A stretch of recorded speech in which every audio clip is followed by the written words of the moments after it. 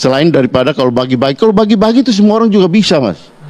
Ya kalau hanya sekedar datang bagi kasih susu, kasih kaos, ya anak kecil juga bisa kalau kayak gitu. Yang saya tahu tadi kami barusan ngobrol dengan salah seorang pejabat, ada satu tugas penting yang berkaitan dengan itu pun tidak diberikan gitu. Itu kebetulan tadi kita ngobrol di DPR tadi. Jadi ya kalau dengan situasi seperti itu yang tadi yang ke Mas Lutfi sampaikan gitu. Bagaimana kita berharap ini ke depan dengan menempatkan membuat posisi tidak ada pilihan lain gitu. Jadi anak-anak muda ini diajak untuk berpikir bahwa inilah pilihan ke depan kita gitu kan. Ya meskipun bicarain sama relawan. Nah itu yang dimaksudkan dengan oposisi biner tadi gitu. Jadi ya orang dikungkung di dalam cara berpikir ya hanya inilah pilihan suka atau tidak suka. Namanya berkutat di sana-sana aja Bang ya? Ya itu tadi, dan itu ya pernah dilakukan juga sebelumnya, ya dilakukan beberapa kali dengan cara yang kurang lebih sama. Jadi ini pola yang berulang, makanya tadi dari awal kan saya katakan bahwa bagaimana kita menilai pemimpin itu dari idiosinkresis, dari perilaku dan apa yang diucapkan gitu. Dan ini terjadi di dalam beberapa seri di dalam. Tapi Anda optimistis dengan langkah Gibran? Kita tunggu terobosan gebrakan dalam 4 tahun ke depan? Sampai sekarang sih saya belum melihat ya misalnya ada upaya untuk, ya saya pernah nanyakan ini di kayaknya Bang Andreas tidak follow IG-nya Gibran kayak ini. Ya kan ada kebijakan yang resmi kan sebagai kan kalau IG sih kita semua ini punya IG, anak-anak kan lebih jago-jago soal Instagram. Kan biasanya semua kinerja diupload di sana, Bang. Ya kan presiden itu, wakil presiden ini mereka kan pejabat resmi yang diberikan fasilitas oleh negara. Misalnya yang berkaitan dengan di awal itu artificial intelligence. Bukan lapor Mas Wapres. Oh, lapor Mas Wapres. Saya tanya di dalam rapat resmi di Komisi 13, karena mitra kami itu adalah Seknek kan, karena ada bagian yang digunakan anggaran negara yang digunakan untuk kepentingan itu, kepentingan lapor Mas Wapres. Ya, sekarang tidak kedengaran lagi gitu. Dan apa yang sudah dilakukan dengan itu gitu. Nah ini kan contoh-contoh konkret yang berkaitan dengan apa yang kita maksudkan dengan kinerja tadi gitu. Sekarang apa sih sebenarnya yang real kita lihat di dalam penugasan dan apa yang sudah dilakukan gitu. Selain daripada kalau bagi-bagi itu semua orang juga bisa, Mas. Ya kalau hanya sekedar datang bagi kasih susu, kasih kaos, ya anak kecil juga bisa kalau kayak gitu. Tapi kan kalau seorang pejabat, ya apalagi dalam posisi yang begitu tinggi dan diberikan fasilitas yang begitu hebat, tentu dia harus berbuat juga lebih daripada anak-anak muda ini gitu. Sementara sekarang kita dibuat satu itu tadi yang dibilang oposisi biner, yang kemudian anak-anak muda ini dipakai, oh ini karena muda gitu, makanya kita pilih dia gitu. Nah ini kan jadi menempatkan orang di dalam situasi tidak punya pilihan atau hanya ada di dalam putaran yang ada di situ. Atau karena pilihan lain belum bermunculan, Bang? Ya pasti akan bermunculan, Jelang 2029 akan pasti akan banyak bermunculan. Ya pasti akan bermunculan. Saya nggak tahu berapa banyak, tapi pasti akan bermunculan. Bang Mardhani, makin kompetitif 2029, ada mungkin yang secara kemampuan bisa menyaingi sosok yang saat ini mungkin unggul. Ada satu klausul keputusan MK yang membatalkan presidensial threshold. Memang belum diformulasi menjadi norma di revisi undang-undang pemilu kita. Tetapi keputusan MK itu final dan mengikat bahwa setiap partai politik peserta pemilu berhak untuk mengajukan calon presiden dan wakil presiden. Ini mungkin tabu karena Pak Prabowo demikian luar biasa, tetapi menurut saya ini bisa menjadi jendela bagi siapapun yang kreatif untuk membangun branding bahwa playing field-nya itu terbuka, siapa aja boleh kok. Bahwa ada fenomena KDM yang tiba-tiba ada Mas Gibran yang lagi coba usaha dengan segala cara. Kalau saya melihat siapapun yang menjadi wakil presiden, tidak cuma di zaman Prabowo, di zaman Pak Presiden manapun, dia ada pada posisi yang tidak mudah. Karena memang dalam konteks ketatanegaraan kita, wakil presiden tidak punya tugas spesifik kecuali yang diberikan oleh presiden.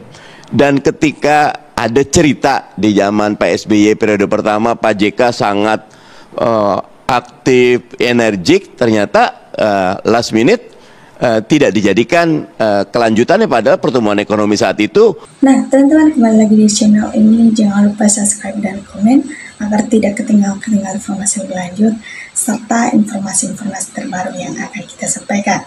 Nah, teman-teman, dalam klip video tersebut di mana Bapak DPR ini menanggapi, akhirnya dia membuka suara mengenai tentang tudingan-tudingan kasus dari Bapak Gibran ini. Tentunya ini membuat hal banyak kalangan masyarakat untuk mendengarkan tanggapan-tanggapan dari mereka, para pejabat kita, terutama para Bapak Presiden. Namun sampai sekarang masih belum juga, namun akhirnya dinotis oleh para DPR ya. Tentunya semakin lama nanti diviral luaskan, makin banyak ditanggapi gitu kan ya.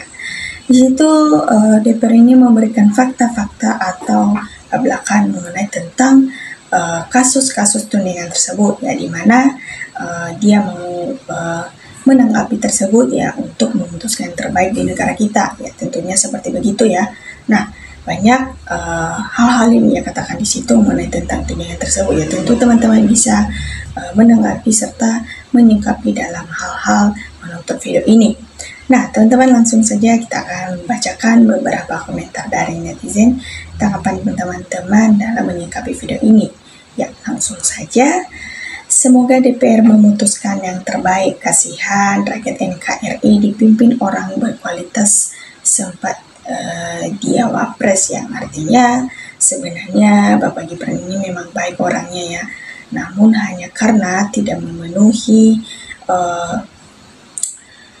pada saat mencalonkan diri, ibaratnya seperti begitu. Apalagi kalau dalam isu tersebut benar soal tentang ijazahnya ya, otomatis itu yang membuat dia tidak bagus atau berkualitas ya. Tentunya kita juga sebagai masyarakat Indonesia mau pemimpin kita ya, pemimpin yang berkualitas tentu seperti begitu ya, pemimpin yang benar-benar menjadi banyak pengalaman-pengalaman serta bisa berpikir kritis dalam situasi-situasi negara kita dan bisa untuk memajukan negara kita ya, tentunya seperti begitu ya. Namun karena kalau dilihat dari segi sikapnya ya, mungkin kita sebagai masyarakat Indonesia tentu tidak sepenuhnya benci hanya karena dari segi pendidikannya itu saja yang membuat kita tidak suka dan dari kelakuannya tersebut. Namun dari sisi lainnya tentu ada sisi baiknya juga ya, dari wapres kita ini memang dia orangnya baik, cuman hanya karena tidak memenuhi tersebut tadi ya, begitu ya. Selanjutnya ialah andai kata tidak dimasukkan menjadi tanda alasannya membela, mempertahankan dan membiarkan sesuatu yang jelas-jelas melanggar ketidaklayakan, padahal di DPR tempat orang-orang berpikir dengan segala keberadaannya ya. Pantasnya jangankan terlanjur menjadi wapres, sejak mencalonkan diri pun waspada. Begini amat negeri ini lumpuh oleh kerasukan si ijazah palsu ya.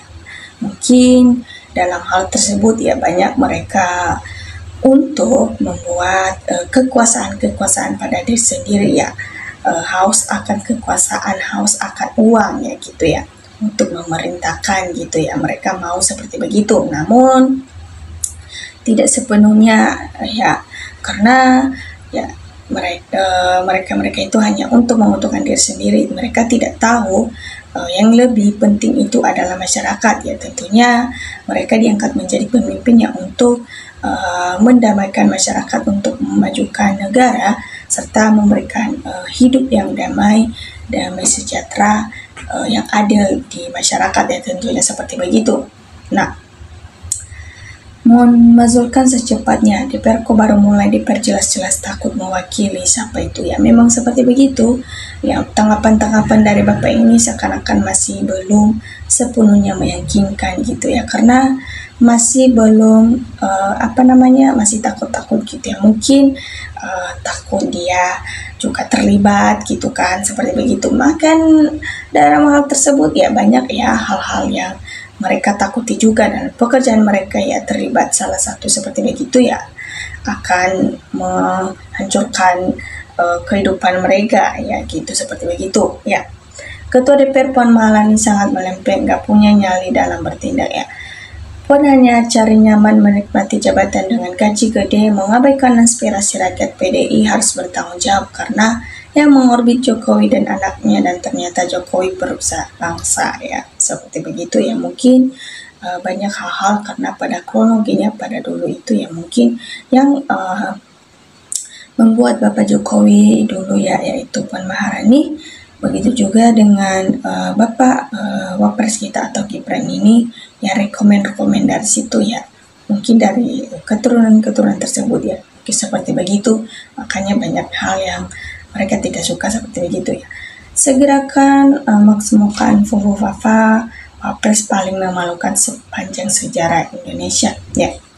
Pekerjaan haram konstitusi tidak ada yang berguna ya, ibaratnya seperti itu. Begitu banyak yang meragukan hal-hal pekerjaan dari mereka ya, tentunya karena mereka sudah tahu kualitas dari segi pekerjaan mereka, sudah memang hanya haus akan kekuasaan atau untuk kepentingan atau keuntungan diri sendiri dari mereka tersebut ya, membuat masyarakat tidak suka lagi gitu ya, dan mereka mau segera untuk dimazukan serta dilangsirkan gitu, supaya kalau tidak mengundurkan diri ya takutnya masyarakat yang bertindak gitu kan ya. Wapres haram konstitusi, pelangap-pelongo, ijazah tidak jelas, Fufufafa. Gibran mendaftar ke SMA dulu untuk dapatkan ijazahnya SMA ya, betul seperti begitu ya. Fufufafa dimasukkan ijazahnya, gantikan Gibran. Wapres harus dapat dimasukkan, Puan pecat kalau Wapres pamannya yang Usmatu yang semakin disalahkan di MK. Mantap Bapak ini, berarti wawasannya luas. Saya selalu lupa ya, makanya banyak hal-hal tersebut yang sudah beredar di beberapa media sosial ini masih dalam hal perbincangan tentang kasus tersebut, karena masih belum ada bukti yang jelas atau data-data tersebut masih sepenuhnya belum jelas atau asli ya, tentunya tidak secepat itu untuk diputuskannya. Makanya harus dicari dulu kejelasan supaya tidak ada lagi nantinya untuk mengelak diri. Nah, teman-teman langsung saja coba berikan tanggapannya di kolom komentar.